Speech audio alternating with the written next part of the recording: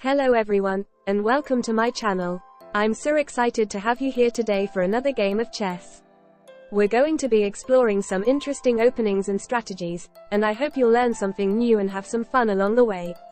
So grab your favorite snack, sit back, relax, and let's dive into the world of chess together. Today, we have an exciting game between Ikwan_Nazir playing as white, and Sai_Zari playing as black on chess.com. The game starts with the move e4 from white, and black responds with d5. This opening move is known as the Scandinavian defense. White plays nf3 on move 2, attacking black's pawn on e4. Black responds by capturing the pawn with dxe4 leading to Réti opening, Tennison Gambit. The Réti opening is a flexible and dynamic opening that starts with 1. nf3, allowing white to control the center of the board with their knight and prepare to develop their other pieces. One interesting and aggressive line in the Réti opening is the Tennison Gambit, which begins with 1.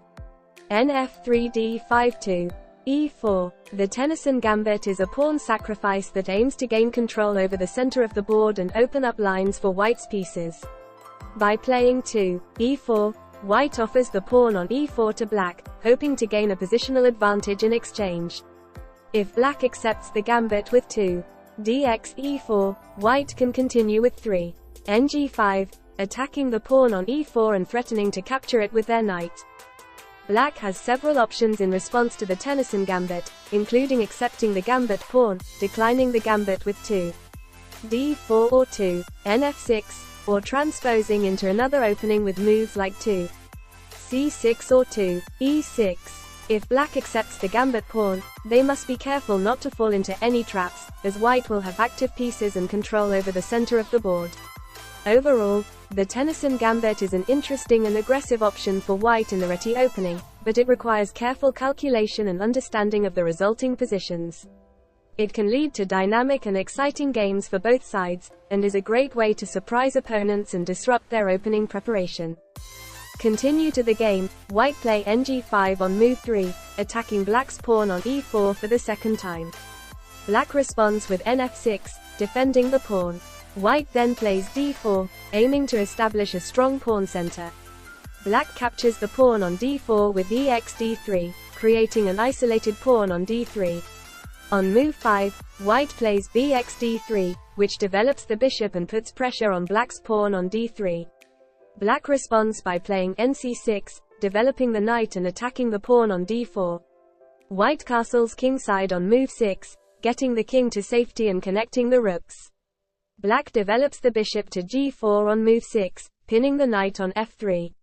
White responds with f3 on move 7, breaking the pin and forcing the bishop to retreat to h5. White then develops the knight to e2 on move 8, aiming to bring the knight to the kingside and support an attack.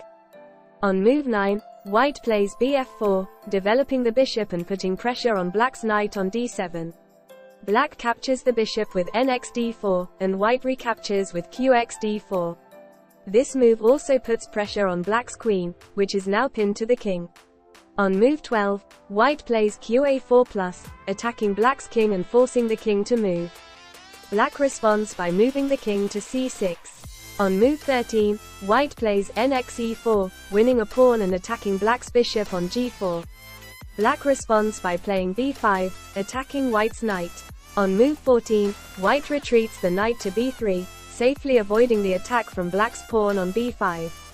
Black responds by playing f5, trying to open up lines for an attack on white's king. White responds by playing ng3 on move 15, defending the king and putting pressure on black's bishop. On move 16, white castles queenside, further protecting the king and getting the rook into the game. Black castles kingside on move 17, getting the king to safety as well. On move 18, white plays nc7+, attacking the black king and forcing it to move. Black responds by moving the king to d8, and white takes the opportunity to play rfe1 on move 19, further developing the rook and putting pressure on black's pieces. On move 20, white plays d4, attacking black's knight on d7 and creating a passed pawn on d4. Black captures the pawn on d4 with the bishop on move 21, but white recaptures with the rook on f4. On move 22, white plays rxe8+, attacking the black king and forcing it to move.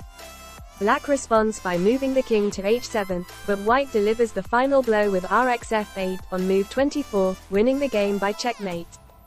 In conclusion, this game was an exciting and tactical battle between two skilled players. White played an aggressive and strategic game, attacking black's pieces while keeping the king safe. Black fought valiantly but was unable to overcome white's relentless pressure, ultimately leading to a checkmate. One of the main lessons we can learn from this game is the importance of tactical awareness and the ability to capitalize on mistakes. Throughout the game, we see both players making mistakes and missed opportunities, but in the end, it was white who was able to recognize and take advantage of a crucial tactical opportunity to secure the win with a checkmate. Another important lesson is the value of developing your pieces effectively and controlling the center of the board. We see white taking the initiative early on, moving their pieces with purpose and staking their claim to the center of the board. This strategic advantage gave them greater flexibility and options throughout the game and ultimately led to their victory.